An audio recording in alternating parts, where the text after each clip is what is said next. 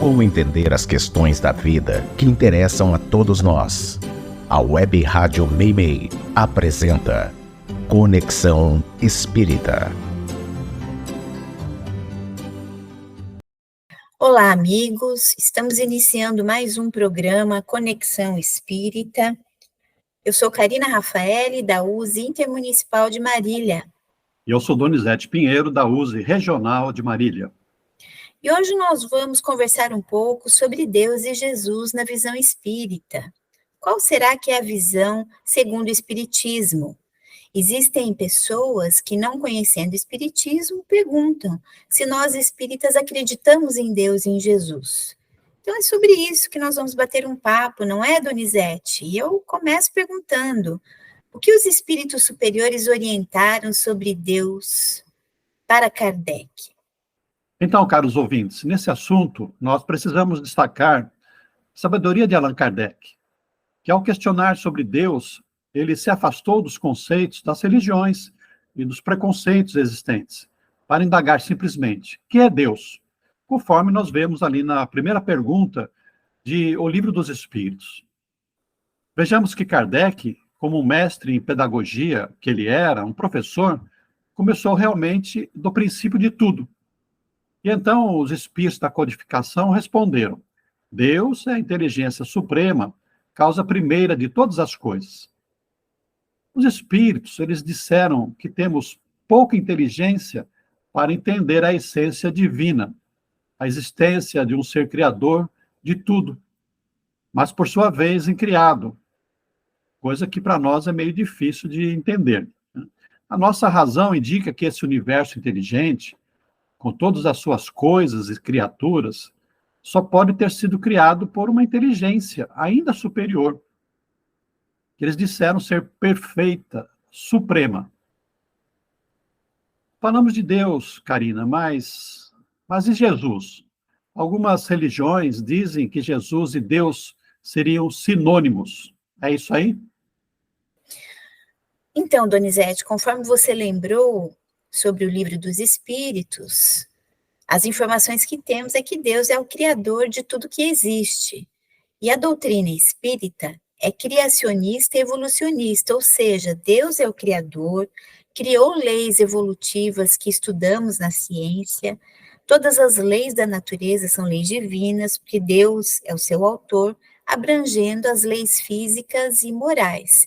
Então, Deus cria incessantemente e criou dois elementos gerais do universo, o princípio material e o princípio espiritual. Nós não sabemos a natureza do espírito, mas sabemos que são criados por Deus, simples, ignorantes, configurados com potências da alma, com potencial de perfeição, que serão desenvolvidas, essas potências, ao longo do processo evolutivo, através de múltiplas vidas, pelo trabalho, pelo esforço, passando por provas, que são lições, e expiações necessárias ao seu desenvolvimento, adquirindo aprendizados em crescimento, em conhecimento e moralidade. Portanto, nós vamos evoluindo como espíritos, vamos avançando, alguns mais depressa, outros mais devagar, de acordo com a vontade e o livre-arbítrio, que são potências da alma. É assim que os espíritos vão galgando degraus na chamada escala espírita, que nós aprendemos nas questões 100 e seguintes do Livro dos Espíritos. Dessa maneira, existe uma hierarquia espiritual. Os espíritos vão evoluindo até se tornarem um espírito chamado de puro, que é pleno de amor e intelectualidade. Os espíritos da codificação dizem que os puros são os ministros de Deus, executam a vontade de Deus, e Jesus é um desses, sendo o nosso guia e modelo, é o homem mais perfeito que já passou pela Terra. E o benfeitor espiritual Emmanuel, também na obra A Caminho da Luz, vai dizer que Jesus é o dirigente espiritual do planeta Terra. E nós vamos ter um trecho da Revista Espírita de março de 1865, que diz que os puros espíritos são os messias ou mensageiros de Deus, para a transmissão e execução de suas vontades, cumprem as grandes missões, presidem a formação dos mundos e a harmonia geral do universo. Então, Donizete, nesse sentido, como é que nós podemos compreender a fala religiosa que diz que Jesus é o Filho único de Deus? Bom, Karina, depois de tudo que você explicou e os ensinamentos que nos trouxe, e se nós admitimos que Deus é justo e bom, não poderia ter criado seres à parte, como algumas religiões acreditam, em relação a esses seres angelicais, os chamados anjos.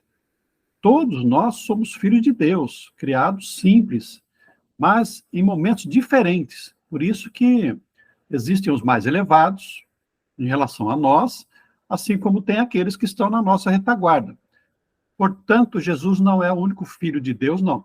Podemos dizer que Deus considera tudo e todos como seus filhos, suas criaturas. Mesmo um átomo, a menor partícula, tudo para ele tem a mesma importância, tem o mesmo valor.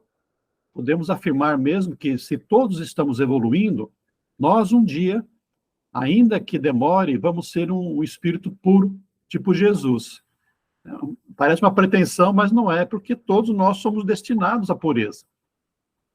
Mas no sentido assim alegórico, filosófico, nós podemos dizer que Jesus foi o único filho de Deus que aqui na Terra fazia exatamente a vontade de Deus.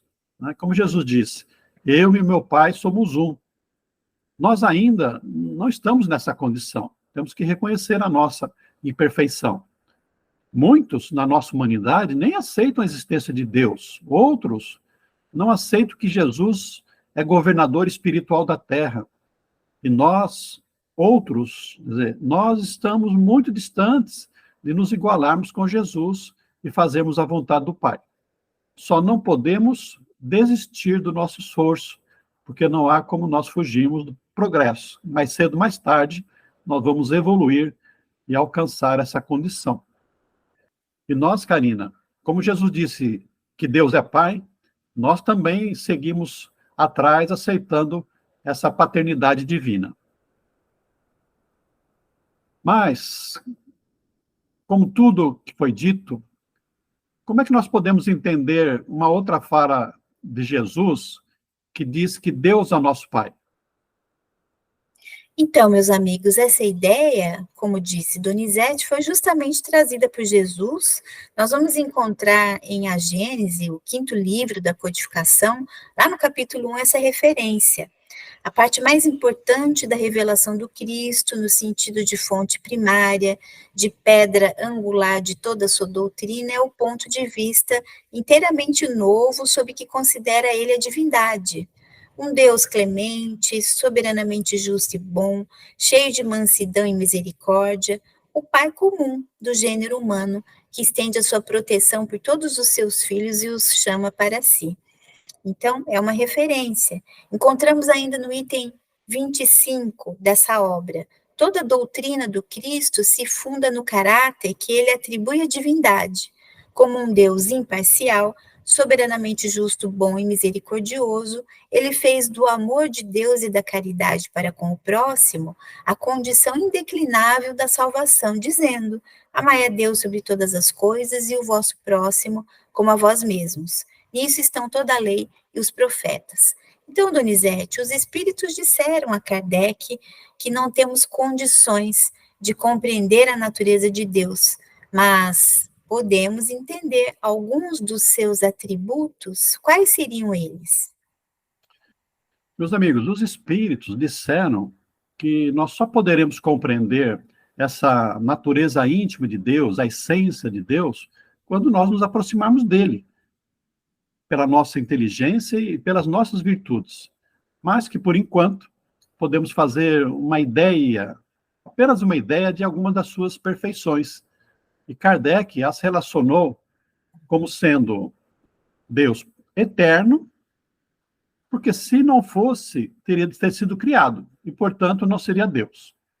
Imutável, porque se ele fosse sujeito a mudanças, não teria essa perfeição.